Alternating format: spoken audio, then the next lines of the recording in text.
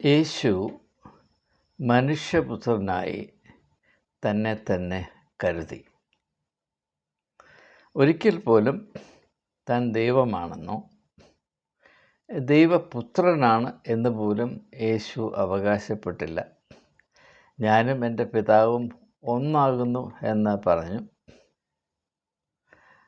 എൻ്റെ പിതാവിൻ്റെ ഹിതം ചെയ്യുന്നതാണ് എൻ്റെ ഭക്ഷണവും പാനീയവുമെന്ന് പറഞ്ഞു. അപ്പോൾ നിങ്ങൾക്ക് വേണമെങ്കിൽ പറയാം, ഞാൻ ദൈവപുത്രനാണ് എന്ന ഒരു സങ്കല്പമല്ലയോ പരോക്ഷമായിട്ടാണെങ്കിലും അവതരിപ്പിച്ചത്. അങ്ങനെ അല്ല എന്ന് ഞാൻ കരുതുവാനുള്ള കാരണം, ഈ വീഡിയോയുടെ ഉള്ളടക്കം നിങ്ങൾ മനസ്സിലാക്കിയാൽ അതിൽ നിന്ന് വെളിപ്പെട്ട് വരുന്നതാണ്.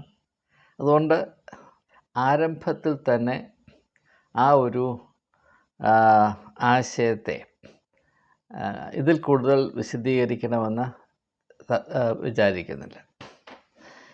യേശു എന്തുകൊണ്ടാണ് തന്നെ മനുഷ്യപുത്രൻ എന്ന് വിശേഷിപ്പിച്ചത് എന്നതിനെപ്പറ്റി, ഈ പദപ്രയോഗം എല്ലാ ദിവസവും കുറഞ്ഞ പക്ഷം എല്ലാ ഞായറാഴ്ചയും മുറയ്ക്ക് അല്ലെങ്കിൽ മുറ തെറ്റാതെ ആഘോഷിച്ചും ആവർത്തിച്ചും കൊണ്ടിരിക്കുന്ന ക്രിസ്ത്യാനിക്ക് മനസ്സിലായിട്ടുണ്ടോ എന്നത് വളരെ വളരെ സംശയത്തിലാണ്. ആ സംശയത്തിൻ്റെ കാരണം എന്താണെന്നും ഈ വീഡിയോ കണ്ടാൽ മനസ്സിലാകുന്നതാണ്.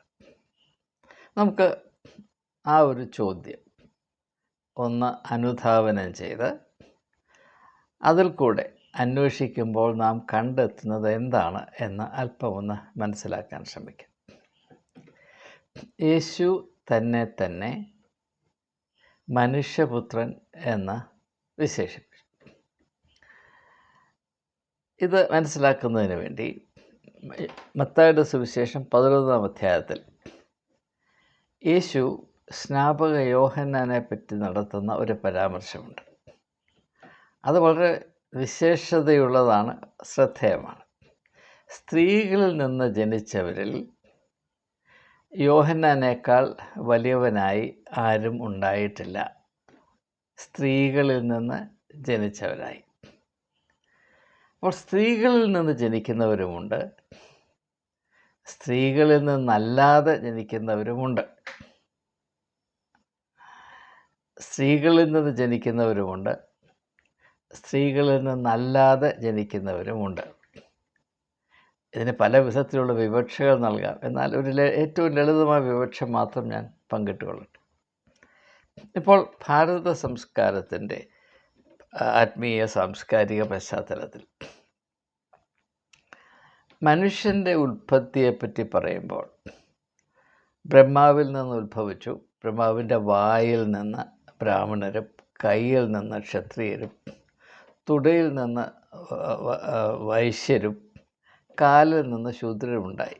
അപ്പോൾ സ്ത്രീയിൽ നിന്നല്ല, പുരുഷനിൽ നിന്നാണ് ഇതിൻ്റെ ആവിർഭാവം. അതുകൊണ്ടാണ് ഞാൻ പറഞ്ഞത്, സ്ത്രീകളിൽ നിന്ന് ജനിക്കുന്നവരുമുണ്ട്, സ്ത്രീകളിൽ നിന്നല്ലാതെ ജനിക്കുന്നവരുമുണ്ട്.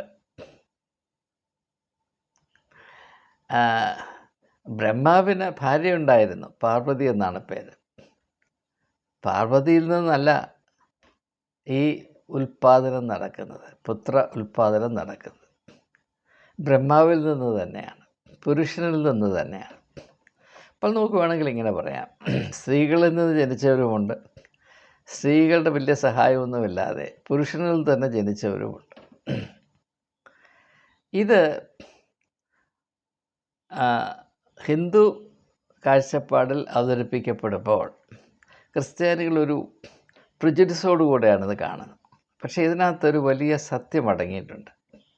നാം മറ്റുള്ള മത പാരമ്പര്യത്തിൻ്റെ അംശങ്ങളെ പരിഗണിക്കുമ്പോൾ മുൻവിധികളില്ലാതെ, പ്രിജുഡിസ് ഇല്ലാതെ സമീപിക്കണം എന്ന ഒരു വലിയ അഭിപ്രായം എനിക്കുണ്ട്. നമുക്ക് ബോധമുദിച്ചപ്പോൾ തൊട്ട് മറ്റുള്ളവരെല്ലാം അന്ധരാണെന്നും നികൃഷ്ടരാണെന്നും അവർ നരകത്തിലേക്ക് മാത്രമേ പോകത്തുള്ളൂ എന്ന യാതൊരു അടിസ്ഥാനവുമില്ലാതെ മറ്റുള്ളവർ നമ്മെ പറഞ്ഞ് ബോധ്യപ്പെടുത്തിയത് അതുപോലെ വിഴുങ്ങി അതിനപ്പുറത്തൊരു സത്യവുമില്ല എന്ന് നിരൂപിച്ച് നാം ഇങ്ങനെ കഴിഞ്ഞു കൂടുകയാണ്. ഇങ്ങനെ അടിസ്ഥാനരഹിതമായ കാര്യങ്ങൾ ഉൾക്കൊള്ളുന്നത് കൊണ്ട് നമുക്ക് യാതൊരു പ്രയോജനവുമില്ല എന്ന് മാത്രമല്ല, ഇത് നമ്മുടെ കണ്ണിനെ അടയ്ക്കാൻ മാത്രം പര്യാപ്തമാണ്. അതുകൊണ്ട് നാം ആത്മീയമായി അന്ധരായിത്തീരുന്നു. അതുകൊണ്ടാണ് യേശു പറഞ്ഞത്, ഞാൻ അന്ധന്മാരുടെ കണ്ണ് തുറക്കാൻ വന്നവനാണ്. ലോകത്തിലുള്ള എല്ലാ മതസങ്കല്പങ്ങളും മനുഷ്യരെ അന്ധരാക്കുന്നവരാണ്. അതിനപ്പുറത്ത് വലിയ വലിയ സത്യങ്ങൾ കുടികൊള്ളുന്നുണ്ട്. അതന്വേഷിച്ച് നിങ്ങൾ കണ്ടെത്തണം. അന്വേഷിപ്പിൻ, നിങ്ങൾ കണ്ടെത്തും. അതാണ് യേശുവിൻ്റെ നിലപാട് എന്നത് ഏവർക്കും അറിവുള്ളതാണ്. ഇത് അതിമനോഹരമായൊരു യാഥാർത്ഥ്യത്തെ അടയാളപ്പെടുത്തുന്നു. പക്ഷേ അത് തൽക്കാലം എൻ്റെ മുഖ്യ വിഷയമല്ലാത്തത് കൊണ്ട് കൂടുതലായി അതിനെപ്പറ്റി പ്രതിപാദിപ്പാൻ ഇപ്പോൾ അവസരവും സമയവുമില്ലല്ലോ. അപ്പം നമുക്ക് നമ്മുടെ പ്രധാനപ്പെട്ട ആ ഒരു ചിന്താഗതി, സ്ത്രീയിൽ നിന്ന് ജനിച്ചവർ, സ്ത്രീയിൽ നിന്നല്ലാതെ ജനിച്ചവർ, ഈ രണ്ട് സാധ്യതയുണ്ട്. അതിൻ്റെ മറ്റൊരു സമകാലീനാവിഷ്കാരം ബയോളജിക്കലായി, ശാരീരികമായി സ്ത്രീയിൽ നിന്ന് ജനിച്ചവരും യഥാർത്ഥത്തിൽ സ്ത്രീയിൽ നിന്ന് ജനിച്ചവരാകണമെന്നില്ല. കാരണം നമ്മുടെ യുഗം സ്ത്രീത്വം എന്ന ആശയത്തെ വെറുക്കുന്നതും സ്ത്രീകൾ പോലും പുരുഷന്മാരെ പോലെ ആയിത്തീരണമെന്ന് പുരുഷന്മാർ നിർബന്ധിക്കുന്നതിനേക്കാൾ സ്ത്രീകൾക്ക് താല്പര്യമുണ്ട്. അതുകൊണ്ട് സ്ത്രീ പുരുഷ വ്യത്യാസം ഇന്ന് തീരെ കുറഞ്ഞിരിക്കുകയാണ്. നാം പലപ്പോഴും സംസാരിക്കുമ്പോൾ സ്ത്രീ പുരുഷ വ്യത്യാസമെന്നെ എന്ന് പറയുമ്പോൾ ചില സാഹചര്യങ്ങൾ അത് വളരെ ആദർശപരമാണെങ്കിലും ചില സാഹചര്യങ്ങൾ അത് വളരെ അപകടകരമാണ്. സ്ത്രീയും പുരുഷനും തമ്മിൽ വ്യത്യാസമുണ്ട്, യാതൊരു സംശയമില്ല. സ്ത്രീയും പുരുഷനും തമ്മിലുള്ള വ്യത്യാസത്തിലാണ് മനുഷ്യരാശിയുടെ നിലനിൽപ്പ് തന്നെ വേരൂന്നി നിൽക്കുന്നത്. അതുകൊണ്ട് സ്ത്രീ പുരുഷ വ്യത്യാസം എന്നെ എന്ന് പറയുമ്പോൾ അല്പം സൂക്ഷിച്ചു വേണം എന്നൊരഭിപ്രായം എനിക്കുണ്ട്. ഇപ്പോൾ ഞാനും എൻ്റെ ഭാര്യയും തമ്മിൽ യാതൊരു വ്യത്യാസവുമില്ലെങ്കിൽ എനിക്ക് 2 കുഞ്ഞുങ്ങളുണ്ടാകുമായിരുന്നില്ല. അത്രമാത്രം വിചാരിച്ചാൽ മതി. വലിയ വലിയ വലിയ വ്യത്യാസമുണ്ട്. പക്ഷേ ഈ വ്യത്യാസത്തെ നാം എങ്ങനെ മനസ്സിലാക്കുന്നു, അതിനോടുള്ള നമ്മുടെ സമീപനം എന്താണ് എന്നതാണ് ഇവിടെ പ്രശ്നം. വ്യത്യാസമുണ്ട് എന്നതല്ല പ്രശ്നം, വ്യത്യാസത്തോടുള്ള നമ്മുടെ സമീപനമാണ് പ്രശ്നം. അതും മറ്റൊരു വിഷയമാണ്. ഇതിനെപ്പറ്റി കൂടുതലായ ചിന്തകൾ വേറൊരു ദിവസം ഏവരുമായി പങ്കിടാമെന്ന് പ്രതീക്ഷിക്കുകയാണ്. അപ്പോൾ സ്ത്രീയിൽ നിന്ന് ജനിച്ച മനുഷ്യൻ, അവനാണ് മനുഷ്യപുത്രൻ. സ്ത്രീയിൽ നിന്ന് പിറന്നവനാണ് മനുഷ്യപുത്രൻ. അല്ലാതെ പിറന്നവർ മനുഷ്യപുത്രരല്ല. ഇത് ഒരു അടിസ്ഥാന ആശയം തന്നെയാണ്. ഇനിയും സ്ത്രീയിൽ നിന്നല്ലാതെ പിറക്കുക എന്ന് പറഞ്ഞാൽ ആത്മീയമായ മേഖലയിൽ വരുമ്പോൾ ഇതിൽ നിന്ന് വളരെ വ്യത്യസ്തമായ വേറൊരാശയമുണ്ട്. സ്ത്രീയിൽ നിന്ന് പിറക്കുന്നതും സ്ത്രീയിൽ നിന്നല്ലാതെ പിറക്കുന്നതുമായ 2 സാധ്യതകൾ ആത്മീയതയുടെ പശ്ചാത്തലത്തിൽ അല്ലെങ്കിൽ സാഹചര്യത്തിൽ ഞാൻ പരിശോധിച്ചാൽ ഞാൻ ഇതുവരെ പറഞ്ഞു വന്നതിൽ നിന്ന് വളരെ വളരെ വ്യത്യസ്തമായ ഒരു തിരിച്ചറിവിലേക്ക് നമുക്ക് പ്രവേശിക്കുവാനിടയാകും. അത് എന്നെ വളരെയധികം അത്ഭുതപ്പെടുത്തുന്ന, അതേസമയം എൻ്റെ പല സങ്കല്പങ്ങളെയും വെല്ലുവിളിച്ചുകൊണ്ടേയിരിക്കുന്ന ഒരു തിരിച്ചറിവാകുകയാണ്. അത് നിങ്ങളുമായി പങ്കിടുന്നതിൽ എനിക്ക് സന്തോഷമുണ്ട്, അഭിമാനമുണ്ട്. ഇത് നിങ്ങളിതിനു മുൻപ് കേട്ടിരിക്കാൻ സാധ്യതയില്ല എന്നതെനിക്ക് നന്നായി അറിയാം. അതുകൊണ്ട് ഇത് വേണ്ടതുപോലെ പറഞ്ഞ് ഫലിപ്പിപ്പാൻ സർവശക്തനായ ദൈവമേ എനിക്ക് കൃപ നൽകണമേ എന്ന് ഞാൻ വിനീതമായി പ്രാർത്ഥിക്കുന്നു. ആത്മീയത എന്ന് പറയുമ്പോൾ അതിൻ്റെ പ്രധാനപ്പെട്ട അംശമായി നാം ഏവരും കരുതിയിരിക്കുന്നത്, ആ കരുതൽ ശരിയാവാം, തെറ്റാകാം, അതല്ല നമ്മുടെ തൽക്കാലത്തെ വിഷയം. പക്ഷേ ആത്മീയത എന്ന് പറയുമ്പോൾ നമ്മുടെ മനസ്സിൽ ഏറ്റവും പ്രാധാന്യം ആർജിച്ചുകൊണ്ട് കടന്നു വരുന്ന അല്ലെങ്കിൽ ഉദിച്ചു വരുന്ന ആശയം ദൈവം എന്നുള്ളതാണ്. അപ്പോൾ 2 തരത്തിലുള്ള ദൈവങ്ങളുണ്ട്, അതിന് യാതൊരു സംശയവുമില്ല. 2 തരത്തിലുള്ള ദൈവങ്ങളെന്ന് പറഞ്ഞാൽ ഞാനിവിടെ ദൈവസങ്കല്പങ്ങളാണ്. കാരണം മതങ്ങൾ കൊട്ടിഘോഷിക്കുന്നത് ദൈവത്തെ അല്ല, ദൈവത്തെ പറ്റിയുള്ള സങ്കല്പങ്ങൾ മാത്രമാണ് എന്ന് ഞാൻ അനേക തവണ എൻ്റെ വിവിധമായ വീഡിയോകളിൽ സൂചിപ്പിച്ചിട്ടുള്ളതാണ്. പക്ഷേ പലപ്പോഴും ഇങ്ങനെയുള്ള കാതലായ ആശയങ്ങൾ അവതരിപ്പിക്കുമ്പോൾ അത് ഭൂരിപക്ഷം ആളുകളുടെയും മനസ്സിൽ തട്ടാതെ അത് എവിടെയോ ചെന്ന് നിപതിക്കുന്ന ഒരു സങ്കടകരമായ അവസ്ഥ എനിക്ക് ബോധ്യപ്പെട്ടിട്ടുണ്ട്. അതുകൊണ്ട് ചില കാര്യങ്ങളൊക്കെ ആവർത്തന വിരസത ഉണ്ടാകാൻ സാധ്യതയുണ്ട് എന്നത് അറിഞ്ഞിരിക്കെ തന്നെ ആവർത്തിക്കേണ്ടി വരും. അതിൻ്റെ യുക്തി നിങ്ങൾ മനസ്സിലാക്കുകയും എന്നോട് പൊറുക്കുകയും ചെയ്യും എന്ന ഒരാശ്വാസം എനിക്കുണ്ട്. അതിനുവേണ്ടി നിങ്ങളേവരെയും എൻ്റെ നന്ദി അറിയിച്ചുകൊള്ളുന്നു. അപ്പോൾ മതങ്ങൾ അവതരിപ്പിക്കുന്നത് ദൈവമാണ്, ഇത് മാത്രമാണ് ദൈവം എന്ന് പറഞ്ഞ് അവതരിപ്പിക്കുന്നത് ദൈവത്തെയല്ല, ദൈവസങ്കല്പങ്ങളെ മാത്രമാണ്. ദൈവം ഒരുവൻ മാത്രമേ ഉള്ളൂ. ഏകദൈവത്തിൽ വിശ്വസിക്കുന്നവരാണ് എല്ലാവരും. ഹിന്ദുക്കൾ പോലും ഏകദൈവത്തിൽ വിശ്വസിക്കുന്നതാണ്. 33 കോടി ദൈവങ്ങളുണ്ടെന്ന് പറയുമ്പോൾ അത് ദൈവത്തിൻ്റെ വിവിധമായ ദൈവമെന്ന് പറയുന്ന ആ അപ്രമേയമായ പ്രതിഭാസത്തിൻ്റെ അനന്തമായ സാധ്യതകളുടെ ഭാഗികമായ ആവിഷ്കാരങ്ങളാണ്. ഇപ്പോൾ ബ്രഹ്മ, വിഷ്ണു, ശിവ ത്രിമൂർത്തികൾ. ബ്രഹ്മാവ് സൃഷ്ടികർത്താവാണ്. വിഷ്ണു എല്ലാറ്റിനെയും നിലനിർത്തുന്നവനാണ്. ശിവൻ താണ്ഡവം നശിപ്പിക്കുന്നവനാണ്.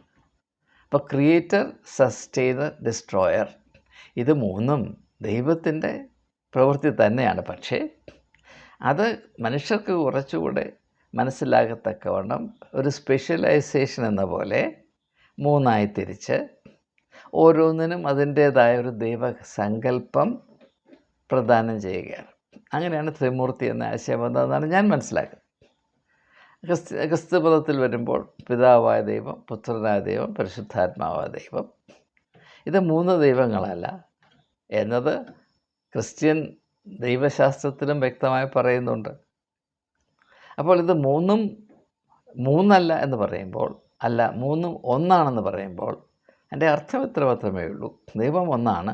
പക്ഷേ ആ ദൈവത്തിൻ്റെ അനന്തമായ വ്യക്തിത്വത്തിൻ്റെ വിവിധ വശങ്ങൾ ഏറ്റവും ഹ്രസ്വമായി പറഞ്ഞാൽ ഇപ്രകാരമായിരിക്കും. അനന്തതയിൽ സ്ഥിതി ചെയ്യുന്ന അപാരമായ ദൈവം, മനുഷ്യന് എത്തിപ്പിടിക്കാൻ കഴിയാത്ത ദൈവം, അത് ആകാശവിധാനങ്ങൾക്കപ്പുറത്ത് കഴിയുന്ന ദൈവം, ട്രാൻസെൻഡൻ്റൽ ഗോഡ് എന്ന് പറയും.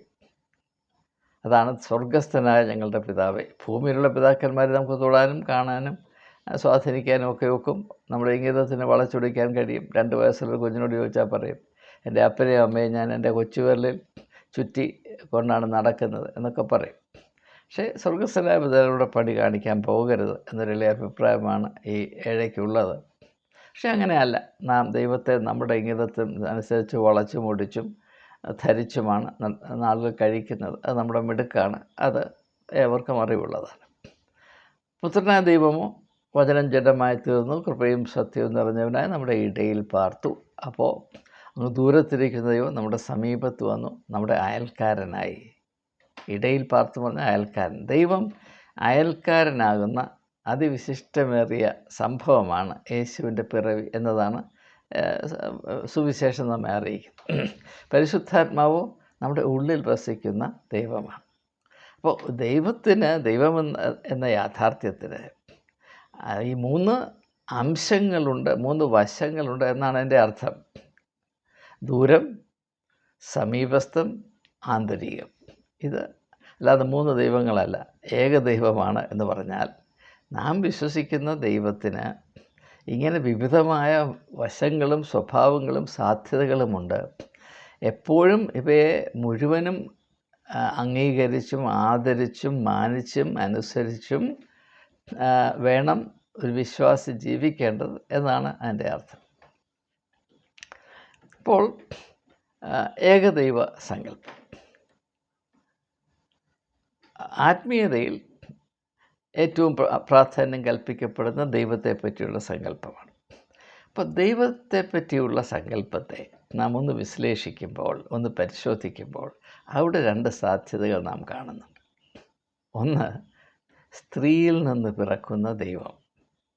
സ്ത്രീയിൽ നിന്ന് പിറക്കുന്ന ദൈവം. ബുദ്ധ ഭഗവാൻ അങ്ങനെയാണ്, ശ്രീകൃഷ്ണൻ അങ്ങനെയാണ്, യേശുക്രിസ്തു അങ്ങനെയാണ്. നബി ദൈവമാണെന്ന്, നബി തിരുമേനി ദൈവമാണെന്ന് അവകാശപ്പെടുന്നില്ല. ഗുരു നാനക് ദൈവമാണ് എന്ന് അവകാശപ്പെടുന്നില്ല.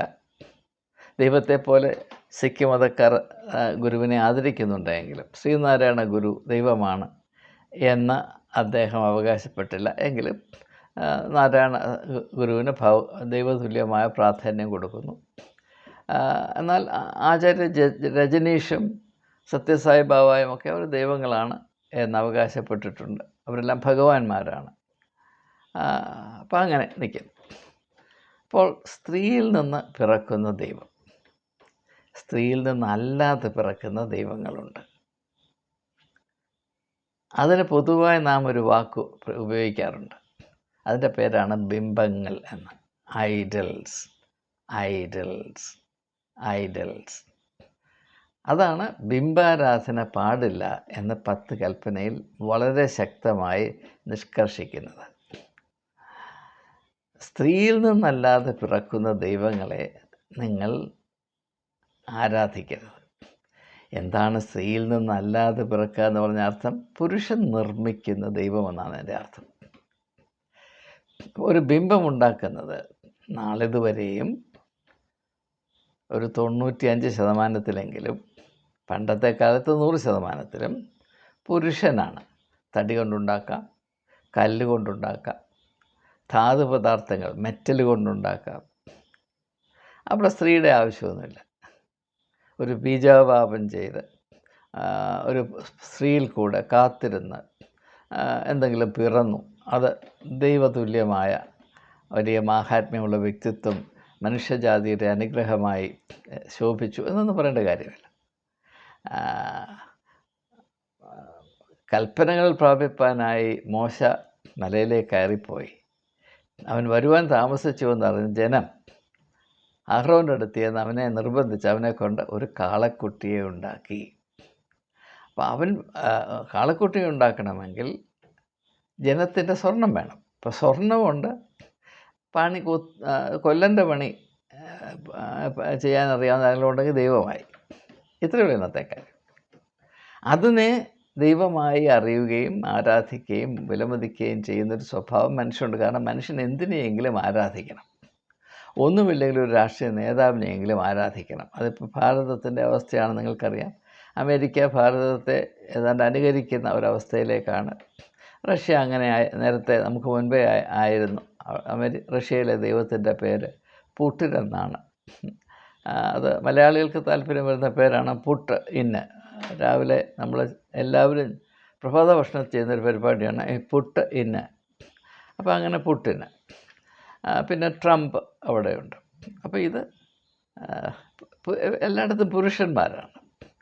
അപ്പോൾ പുരുഷനിർമ്മിതമായ പുരുഷനിൽ നിന്ന് ജനിക്കുന്ന ദൈവങ്ങളുണ്ട്. അതിൻ്റെ പേരാണ് ബിംബങ്ങൾ എന്നത്. മനുഷ്യൻ അവൻ്റെ കരവിരുത് കൊണ്ട് ധാതുപദാർത്ഥങ്ങൾ ഉപയോഗിച്ച് സൃഷ്ടിക്കുന്ന ദൈവം, ആ ദൈവത്തിൻ്റെ പേരാണ് ബിംബം. ബിംബാരാധന അത് പാടില്ല എന്നാണ് 10 കൽപ്പനയിൽ പറയുന്നത്. ശരിയാണ് താനും.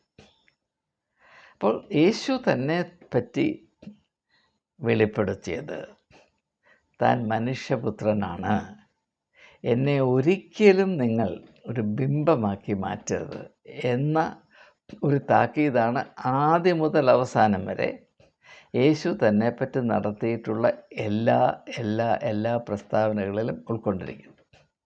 ക്രിസ്ത്യാനി കഴിഞ്ഞ 20 നൂറ്റാണ്ടുകൾ കൊണ്ട് ചെയ്തത് എന്താണ്? യേശുവിനെ ഒരു ബിംബമാക്കി മാറ്റി.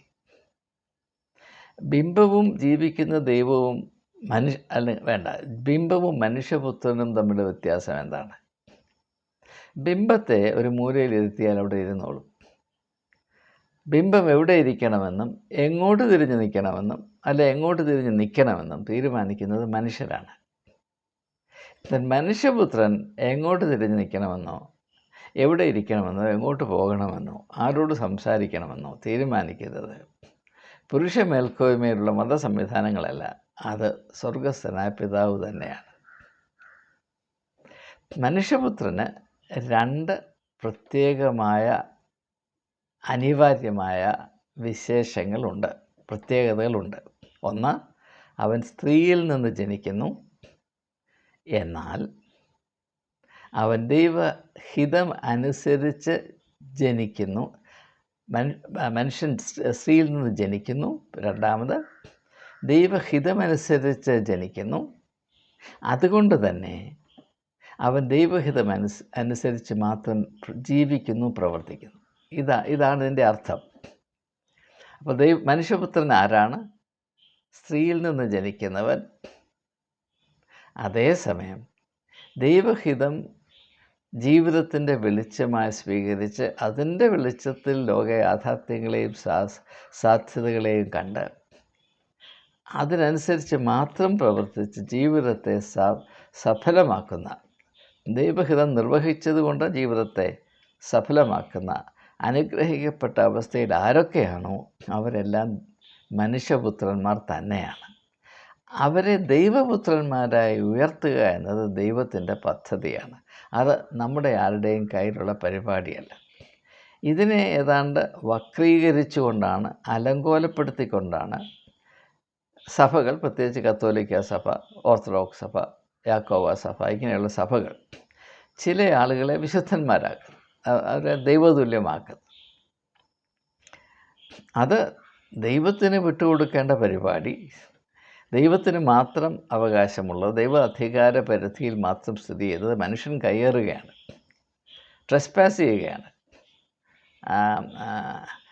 അനധികൃത കുടിയേറ്റം നടത്തുകയാണ്. ഒരുത്തൻ വിശുദ്ധനാണോ അല്ലയോ? വിശുദ്ധൻ എന്ന് പറഞ്ഞാൽ ദൈവത്തിൻ്റെ സ്വഭാവമാണ് വിശുദ്ധി. അപ്പോൾ ദൈവതുല്യമായ സ്ഥാനത്തിന് അർഹനാണിവൻ എന്ന് തീരുമാനിക്കുന്നതിന് സഭയ്ക്ക് ആരാണ് അത് അവകാശം കൊടുത്തത്? അങ്ങനെയാണെന്ന് തീരുമാനിക്കാൻ സഭയ്ക്ക് എന്താണ് യോഗ്യത? ഏത് കഴിവ് ഉപയോഗിച്ചിട്ടാണ്? അപ്പോൾ കത്തോലിക്ക സഭയോട് പറഞ്ഞാൽ അദ്ദേഹത്തിൻ്റെ പേര് 2 അത്ഭുതം നടന്നു. പലപ്പോഴും പച്ചക്കള്ളമാണിത്. അതിന് തക്കതായ അത്ഭുതം നടന്നു എന്നത് യാതൊരു അടിസ്ഥാനവുമില്ലാതെ ചമച്ച് ഉണ്ടാക്കുന്ന പച്ചക്കള്ളമാണ്. അതനുസരിച്ചാണ് ഒരുത്തൻ ദൈവതുല്യമാണ് അല്ലെങ്കിൽ ഒരു സ്ത്രീ ദൈവതുല്യമാണ് എന്ന് നിശ്ചയിക്കപ്പെടും. അപ്പോൾ പിന്നെ കത്തോലിക്ക പറയുന്നു ഇന്നയാൾ വിശുദ്ധനാണ്. നാളെ തൊട്ട് കോന്തൻ അവറാച്ചൻ വിശുദ്ധ അവറാച്ചനാണ് എന്ന് പറഞ്ഞാൽ സഭ പറഞ്ഞു എല്ലാവരും വിശുദ്ധരായി. ഇത് അപഹാസ്യമല്ലേ? തികച്ചും അപഹാസ്യമല്ലേ? ഇപ്പം മദർ തെരേസയെ പോലെ ഒരാൾ വിശുദ്ധയാണെന്ന് പ്രഖ്യാപിച്ചു, എനിക്ക് അതിനോട് യാതൊരു വിയോജിപ്പുമില്ല. പക്ഷേ ഞാൻ ആ സമയത്ത് ഇന്ത്യൻ എക്സ്പ്രസ്സിൽ എഴുതിയ ഒരു ആർട്ടിക്കിളിൽ പറഞ്ഞതുപോലെ കത്തോലിക്ക സഭ ഇത് കണ്ടുപിടിക്കുന്നതിന് എത്രയോ മുൻപേ ഇന്ത്യയിലെ പാവപ്പെട്ട ആളുകൾ, പട്ടിണി പാവങ്ങൾ, അശരണരായ ആളുകൾ അത് കണ്ടുപിടിച്ചു. അവർ മദർ തെരേസയിൽ കൂടെ ദൈവത്തെ കണ്ടു. കത്തോലിക്ക സഭ ഒത്തിരി നാളെടുത്തിട്ടാണ് ഈ സ്ത്രീയിൽ ഏതോ ദൈവികമായൊരു അംശമുണ്ടെന്ന് കണ്ടുപിടിച്ചു. ഇതിലൊന്നും വലിയ കാര്യമൊന്നുമില്ല, അത് പോട്ടെ. ഇത് പറയുമ്പോൾ കത്തോലിക്ക മത എന്താ പറയുന്നത്, എരിവുകാർ എനിക്ക് നേരെ എടുത്തു ചാടും, ചീറ്റപ്പുലിയെ പോലെ ചാടുമെന്ന് എനിക്കറിയാം. പക്ഷേ യാഥാർത്ഥ്യം ഇതാണ്. ഞാൻ പറഞ്ഞു വന്നത്, മനുഷ്യരിൽ നിന്ന്, സ്ത്രീയിൽ നിന്ന് പിറക്കുകയും ദൈവത്തിൻ്റെ ഹിതം അവൻ്റെ DNA ആയി തീരുകയും ചെയ്യുമ്പോൾ അവൻ മനുഷ്യപുത്രനായിത്തീരുന്നു. അവൻ ദൈവപുത്രനാണ് എന്ന് അംഗീകരിക്കാനുള്ള ഏക അവകാശം ദൈവത്തിൻ്റേത് മാത്രമാണ്. തെളിവുണ്ടോ? തെളിവുണ്ട്.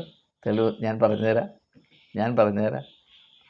നിങ്ങൾ മത്തായിയുടെ സുവിശേഷം 3-ാം അധ്യായത്തിൻ്റെ 13 മുതൽ 16 വരെയുള്ള വാക്യങ്ങൾ വായിപ്പീൻ. അവിടെ യേശു ദൈവത്തിൻ്റെ ഹിതം തന്നിൽ കൂടെ നിർവഹിക്കപ്പെടേണ്ടതിന് സ്വയം സമർപ്പിക്കുന്നതിൻ്റെ ബാഹ്യ അടയാളമായ സ്നാനം യോഹന്നാനിൽ നിന്ന് യോർദാൻ നദിയിൽ വച്ച് സ്വീകരിക്കുമ്പോൾ സ്വർഗം പിളർന്നതായും പരിശുദ്ധാത്മാവ് പ്രാവുന്ന പോലെ അവൻ്റെ മേൽ വന്നതായും എല്ലാറ്റിനുമുപരി സർവോപരി ദൈവം അവൻ്റെ വ്യക്തിത്വത്തിൻ്റെ പ്രത്യേകതയെ സാക്ഷീകരിക്കുന്നതായും അവിടെ വെണ്ടയ്ക്ക അക്ഷരത്തിൽ എഴുതി വെച്ചിട്ടുണ്ട്, ഇവൻ എൻ്റെ പ്രിയപുത്രൻ, ഇവനിൽ ഞാൻ പ്രസാദിച്ചിരിക്കുന്നു. അത് ഒരു സഭയുടെ ചാപ്പയല്ല, മുദ്രയല്ല. അതിൻ്റെ അവകാശം ദൈവത്തിന് മാത്രമാണ്. അതുപോലെ തന്നെ മറുരൂപമലയിൽ വെച്ചും യേശുവിനെപ്പറ്റി സാക്ഷ്യം പറയുന്നത് അവൻ ആരാണ് എന്നത് വെളിപ്പെടുത്തുന്നത് മനുഷ്യരല്ല, ദൈവമാണ്. ഇവൻ എൻ്റെ പ്രിയപുത്രൻ, അവന് ചെവി കൊടുപ്പീൻ. അപ്പോൾ യേശു ആരാണ്? ദൈവപുത്രനാണ് എന്ന് യേശുവല്ല പറയുന്നത്. യേശുവിൻ്റെ അപ്പനോ സഹോദരി സഹോദരങ്ങളോ അമ്മയോ അല്ല, അത് പറയുന്നത് ദൈവം തന്നെയാണ്. ആ ആധികാരികത ഉണ്ടെങ്കിൽ മാത്രമേ ഒരു വ്യക്തിത്വത്തിന്, സ്ത്രീയിൽ നിന്ന് പിറന്ന വ്യക്തിത്വത്തിന് മനുഷ്യപുത്രൻ എന്ന ആ അവസ്ഥയിൽ നിന്ന് ആരംഭിച്ച് ദൈവപുത്രൻ എന്ന ഉന്നതമായ സമാനതയില്ലാത്ത അവസ്ഥയിലേക്ക് ഉയരുവാൻ കഴിയുകയുള്ളൂ. അതുകൊണ്ടാണ് പൗലോസ് അപ്പോസ്തലൻ പറയുന്നത്, അവൻ്റെ മുൻപിൽ മുഴങ്കാൽ മുടങ്ങുകയും അവൻ ദൈവപുത്രൻ തന്നെ എന്ന് ലോക മനുഷ്യജാതി മുഴുവൻ ഏറ്റുപറയുന്ന നാൾ വരും എന്ന് പറയുന്നതിൻ്റെ യുക്തി അവിടെയാണ്. അപ്പോൾ ദയവായി മനസ്സിലാക്കുക, നാം മതത്തിൻ്റെ മേഖലയിൽ വരുമ്പോൾ നാം ആരാധിക്കുന്നത് ബിംബങ്ങളെയാണ്. അപ്പോൾ യേശുവിൻ്റെ പേര് പറഞ്ഞത് കൊണ്ടൊന്നും ആയില്ല. നാം യേശുവിൻ്റെ ബിംബങ്ങളെ ഉണ്ടാക്കി വെച്ചുകൊണ്ടാണ് ഈ ആരാധിക്കുന്നത്. അതിന് സംശയം വല്ലതും ഉണ്ടോ? ഉണ്ടെങ്കിൽ ഒന്ന് രണ്ട് വാക്കുകൂടെ പറഞ്ഞിട്ട് നിർത്താൻ പോവുകയാണ്. യേശു മനുഷ്യപുത്രനായി ദൈവപുത്രനായി ഉയർത്തപ്പെട്ടു. ആ യേശു ഒരു വ്യക്തി മാത്രമാണ്. പിന്നെ എങ്ങനെയാണ് ഈ 50,000 ഈ 900 സഭകളുണ്ടായത്? ഓരോ സഭയ്ക്കും അതിൻ്റേതായ പ്രത്യേകതയുള്ള യേശുക്രിസ്തു ഉണ്ടായത് എങ്ങനെയാണ്? ഇപ്പോൾ കത്തോലിക്കൻ്റെ യേശുക്രിസ്തു അല്ല ബാക്കി ഒരു ക്രിസ്ത്യാനിയുടെയും യേശുക്രിസ്തു എന്നതിന് വല്ല സംശയമുണ്ടോ? കാരണം കത്തോലിക്കൻ്റെ യേശുക്രിസ്തുവിൻ്റെ ശരീരരക്തങ്ങളെ പ്രാപിപ്പാനുള്ള യോഗ്യത മറ്റൊരു ക്രിസ്ത്യാനിക്കുമില്ല എന്ന് പറയുമ്പോൾ കത്തോലിക്കൻ്റെ യേശുവും ബാക്കിയുള്ളവരുടെ യേശുവായിട്ട് യാതൊരു സാമ്യവുമില്ല എന്നല്ല എൻ്റെ അർത്ഥം. അപ്പോൾ ഒന്നിൽ കത്തോലിക്കർ യേശുവിൻ്റെ ബിംബത്തെയാണ് ആരാധിക്കുന്നത്, അല്ലെങ്കിൽ ബാക്കിയുള്ളവരാണ് ആരാധിക്കുന്നത്. അതിന് യാതൊരു സംശയമില്ലല്ലോ. ഇനി കത്തോലിക്കനെ അങ്ങോട്ട് മാറ്റിവെക്ക്, കാത്തോലിക്ക നേരമില്ലേ, മാറ്റിവെക്ക്. ബാക്കിയുള്ളവരെ നോക്കാം. ഏതെങ്കിലും ഒരു സഭ മറ്റൊരു സഭയുടെ യേശു ക്രിസ്തുവിനെ ആരാധിക്കും. ആരാധിച്ചാൽ ഇവിടെ ഈ മതിലുകൾ ഇടിച്ചു കളയണ്ടേ?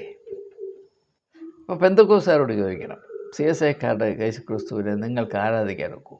അയ്യോ, അവർക്ക് ജ്വരം വരും. ഓർത്തഡോക്സുകാരോട് ചോദിക്കണം, യാക്കോബക്കാരുടെ ക്രിസ്തുവിനെ നിങ്ങൾക്ക് സ്വീകരിക്കാൻ, അയ്യോ, കുറുവടി കൊണ്ട് വന്ന് അടിക്കും. അതും വേണ്ട, അതും വേണ്ട. സീറോ മലബാർ സഭയിലെ സിനഡ് പക്ഷക്കാരോട് ചോദിക്കണം, മറ്റ് ബാക്കിയുള്ള ആളുകളില്ലേ നിങ്ങളുടെ തന്നെ, അവരുടെ യേശു ക്രിസ്തുവിനെ നിങ്ങൾക്ക് സ്വീകരിക്കാനൊക്കെ അവർ കാലുകൊണ്ട് തൊഴിക്കും. ഇതാണ് നമ്മുടെ അവസ്ഥ. ഇത് ബിംബാരാധന അല്ലെങ്കിൽ പിന്നെ എന്താണ്?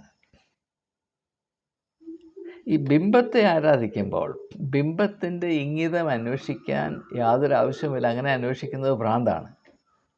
സ്വന്തം ഇഷ്ടമനുസരിച്ച് ബിംബത്തെ എങ്ങോട്ട് വെച്ച് തിരിച്ച് വെക്കാനും ഏതെല്ലാം വിധത്തിൽ പ്രയോഗിക്കാമോ അപ്രകാരമൊക്കെ പ്രയോഗിക്കാനുമുള്ള അവകാശം ആ ബിംബത്തെ നിർമ്മിക്കുകയും സ്ഥാപിക്കുകയും ആരാധിക്കുകയും ചെയ്യുന്നവർക്കുണ്ട്.